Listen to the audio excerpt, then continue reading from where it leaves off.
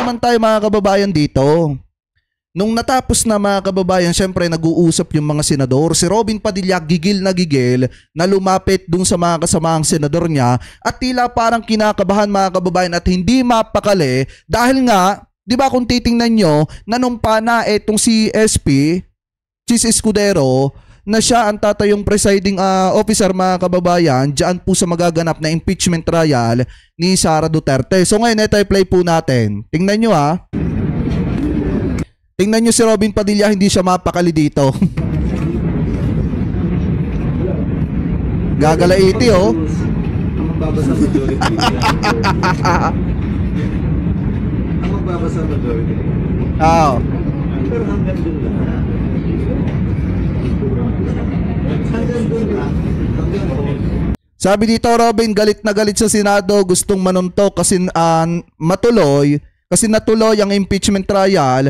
Pansinin nyo, lahat ng mga mukha ng mga senador na pro Duterte, galit na galit ang mga mukha po nila. So ito ay pagpatuloy pa natin.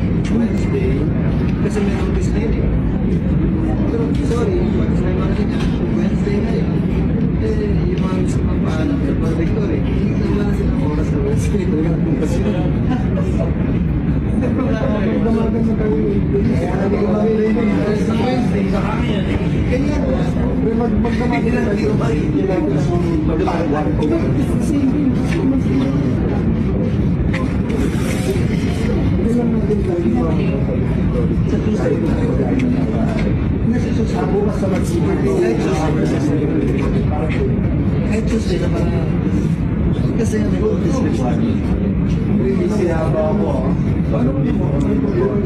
Tapos tuloy natin yan dito mga kababayan ha. De, tanggalin na natin to. Yan.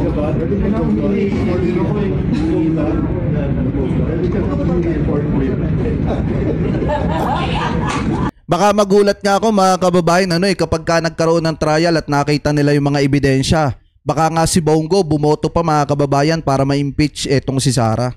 Kasi nga naman mga kababayan, ito yung sa akin lang naman, kung sakaling ma-impeach kasi itong si Sara Duterte, syempre no choice na yung mga Duterte, hindi nila alam kung sino po ang patatakbuhin nila mga kababayan sa darating na 2028 presidential election at possible na baka ang mabola nila at yan naman ay inaasahan na rin ni Bongo na siya yung mapili na kandidato ng mga Duterte. Kaya dapat ang kailangan niya munang alisin sa kanyang landas mga kababayan ay walang iba kung hindi si Sara Duterte. Kasi nga naman hanggat nandiyan si Sara, bigo yung pangarap ni Bongo na maging presidente sa darating na 2028 mga kababayan. Kaya nga kung titingnan po ninyo, si Bongo ay pumapabor para mag-convene ang Senado sa impeachment ni Sara Duterte. At ngayon, ituloy po natin mga kababayan. Wait lang, ito ba yung isa? Ito pala yung isa. Eto, dito mapapansin nyo, gigil na gigil si Robin Padilla. Ito pala yung maliwanag na kuha. Nakikiisa. Yan. Yan. Bakit tayo napunta sa justice?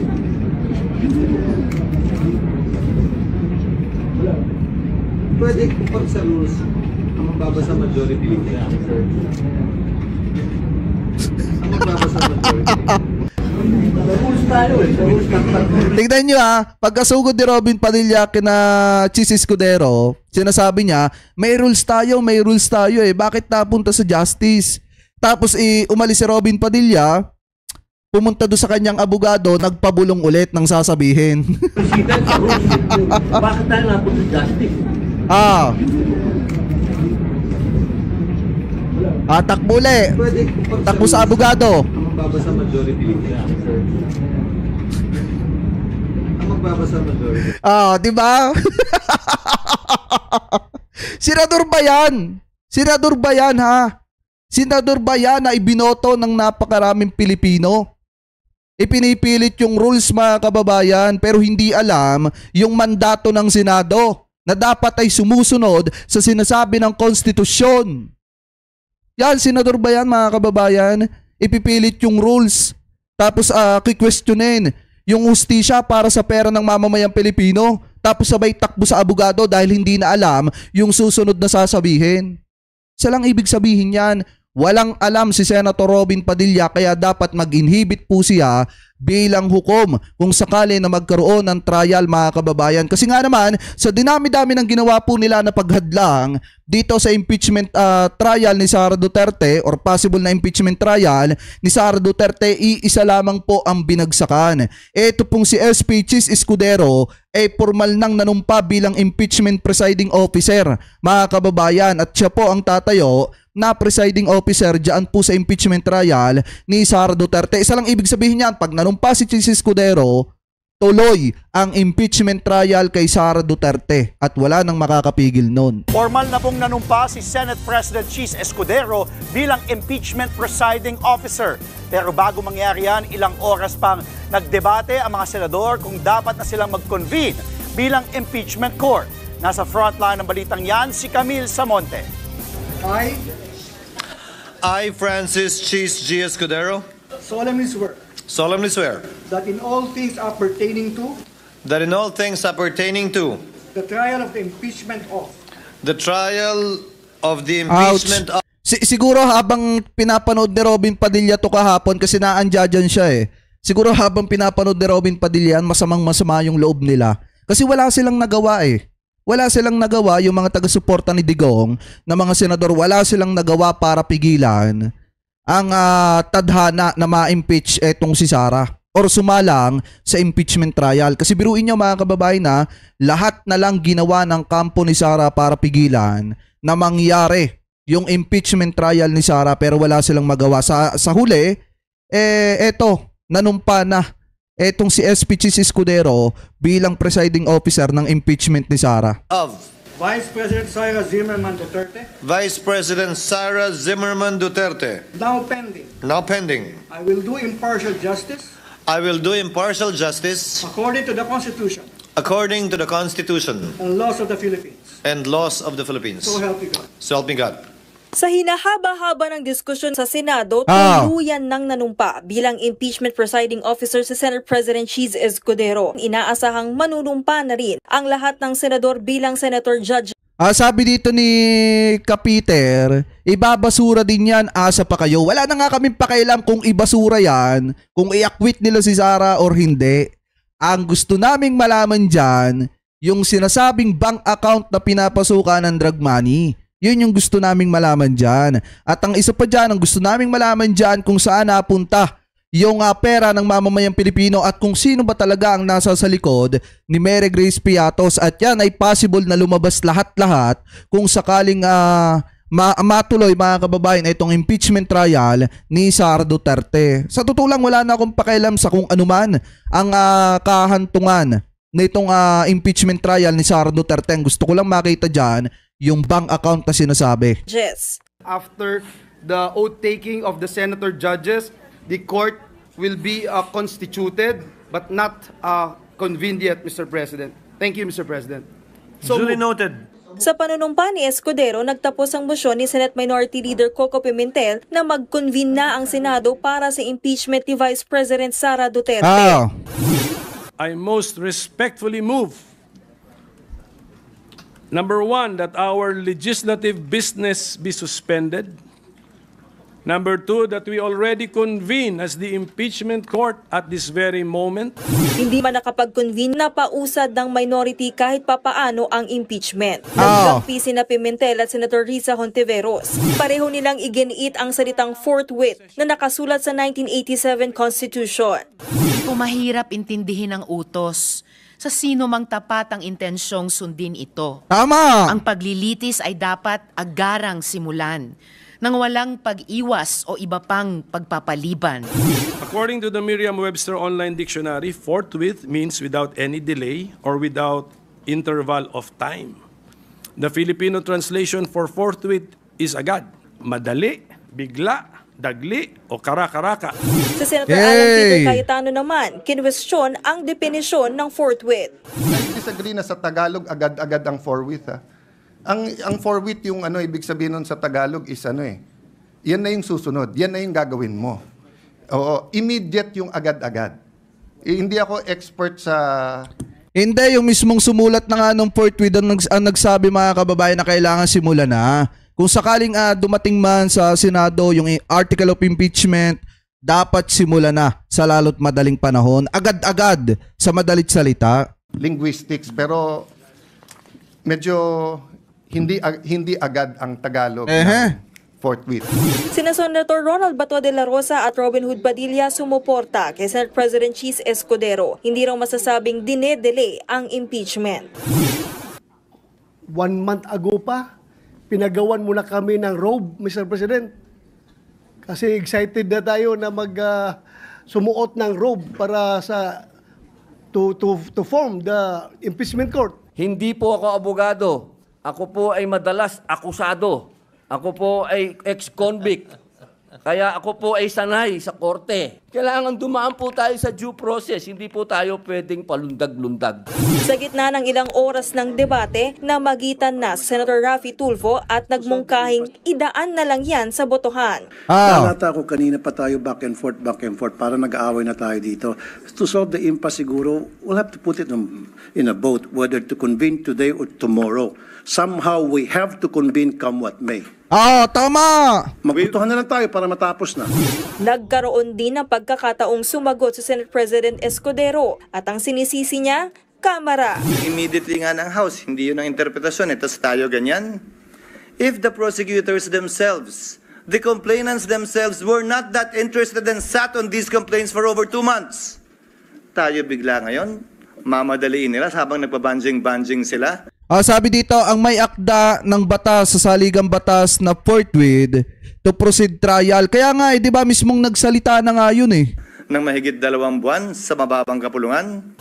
Pero sa huli, nanumpa rin si Escudero bilang impeachment presiding officer. Wala siyang nagawa doon sa mga kasamahan niya. Alam nyo kasi mga kababayan, ito yung nakikita ko kung bakit paiba-iba yung sinasabi ni Senate President Chis Escudero. Siguro mga kababayan, kaya niya laging sinasabi yung mga ganyang klase ng bagay kasi gusto niyang makita ang tinig ng mamamayang Pilipino at gusto niyang ipakita sa mga kasama niyang senador na ito yung sinasabi ng mga kababayang Pilipino natin.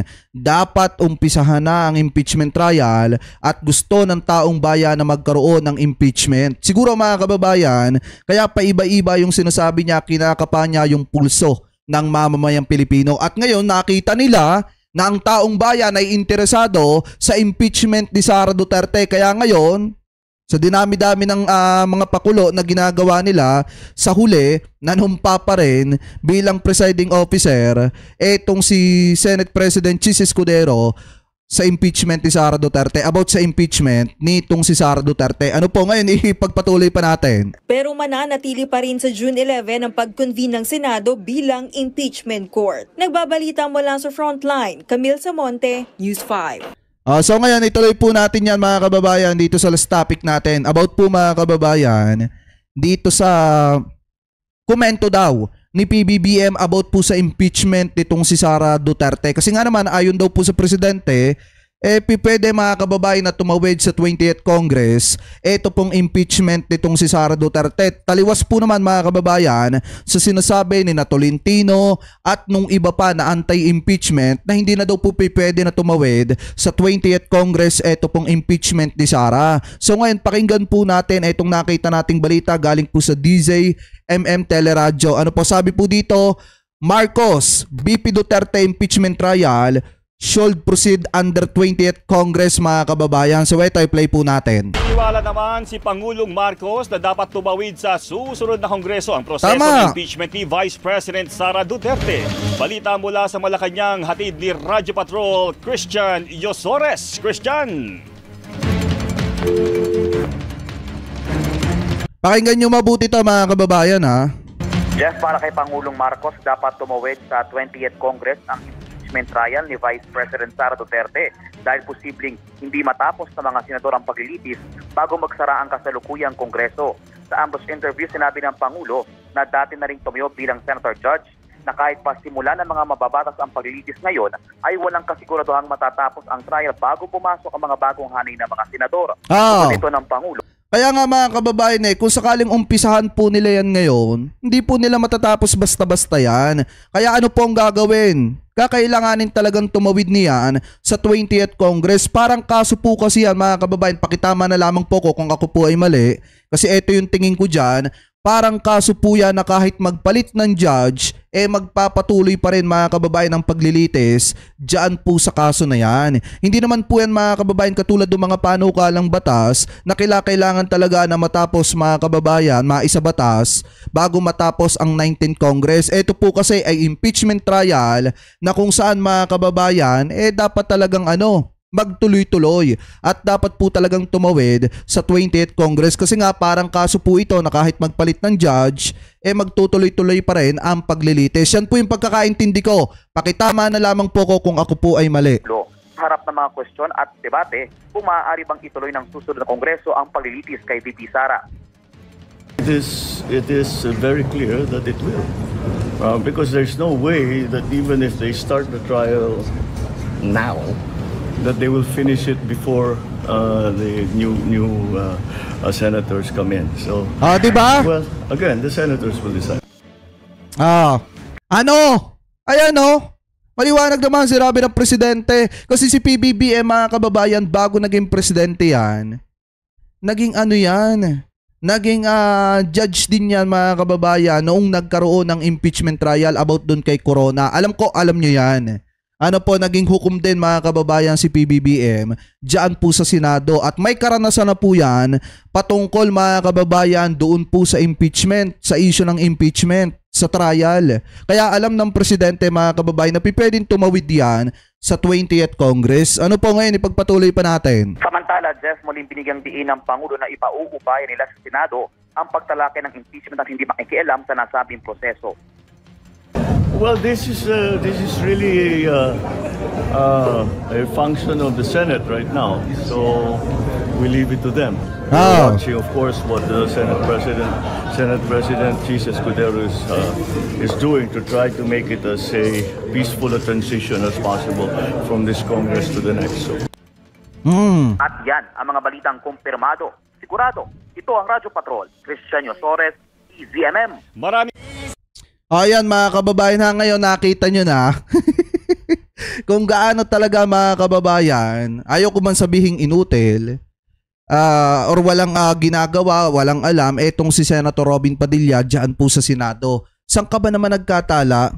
Isisigaw mo yung due process pero gusto mong tanggalin yung impeachment. Ayaw mong mag-convene yung Senado sa impeachment ni Sara Duterte. Sa madalit salita, gusto nyo agad i-acquit si Sara nang wala pang trial. Di parang tinanggalan mo na at hindi mo na sinunod yung sinasabi mo na due process. Diyan nyo nakita mga kababayan na talagang walang alam. Etong si Senator Robin Padilla, pasintabi po sa lahat ng sumusuporta kay Robin Padilla. Dahil kung talagang may alam yan mga kababayan, hindi po ganyan ang pananalita ni Senator Robin Padilla. Pero kung titingnan nyo mga kababayan, ito maliwanag naman na sinasabi ng presidente ni PBBM na pwede naman talagang tumawid yan sa 20th Congress dahil hindi po talaga matatapos yan kung sakaling umpisahan ngayon or bukas yung impeachment trial ni Sara Duterte. Marami pang proseso bago matapos yan. Yung iba pa nga mga impeachment mga kababayan, inaabot pa ng ilang buwan bago magkaroon ng judgment. Pero dito kay Sara Duterte, imposibleng matapos nila yan ng ilang araw lang. Kaya sa ayaw at sa gusto nila, tatawid po talaga yan ng 20th Congress. Ano po? Dahil nga, kung titingnan nyo, ang sinasabi ni Tolentino, iba sa sinasabi ng mga expert talaga pagdating po sa usapin ng impeachment mga kababayan. So kung kayo po ang tatanungin, ano po ang masasabi nyo, hingil po dito sa mga topic na ito na tinalakay po natin.